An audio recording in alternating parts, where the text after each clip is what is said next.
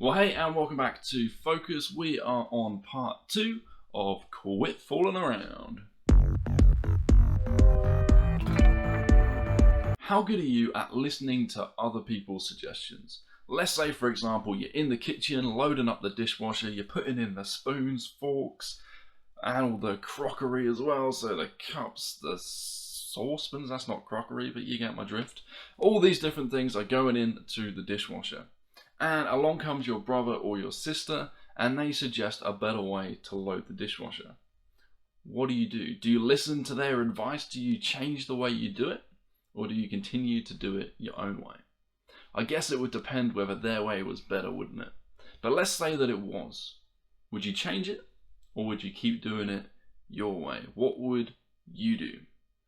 Well, last week we discovered 3 things that the Bible says are foolish, or something that it tells us about fools. The first one was that fools despise wisdom and discipline. Secondly, that some fools hate knowledge. And thirdly, that fools are destroyed by their own complacency. This week, we're going to look at 3 more. So the first one, again, we're in the book of Proverbs, and it's found in Proverbs 12, verse 15. It says, "Fools think their own way is right, but the wise listen to others." Now, I'm sure you know somebody that is very set in their ways. They do things their own way, and they just simply don't listen to other people. I'm sure you know somebody. If you don't, maybe it's you. Just saying. But yeah, we probably know somebody who's a little bit like that. But the Bible actually says that it's foolish not to listen to other people. And this is reiterated in Proverbs 15:22, where it says, "Plans go wrong for lack of advice. Many advisors bring success." So who do you listen to? Who do you listen to? And whose suggestions do you take on board? So the first point is that it's foolish not to listen to others. But it could actually also be argued that it's foolish to listen to the wrong people and to take the wrong people's advice. So whose advice do you take? Are you listening? And who are you listening to? Secondly, if we go to Proverbs 12, verse 16, it says, "A fool is quick-tempered, but a wise person stays calm when insulted."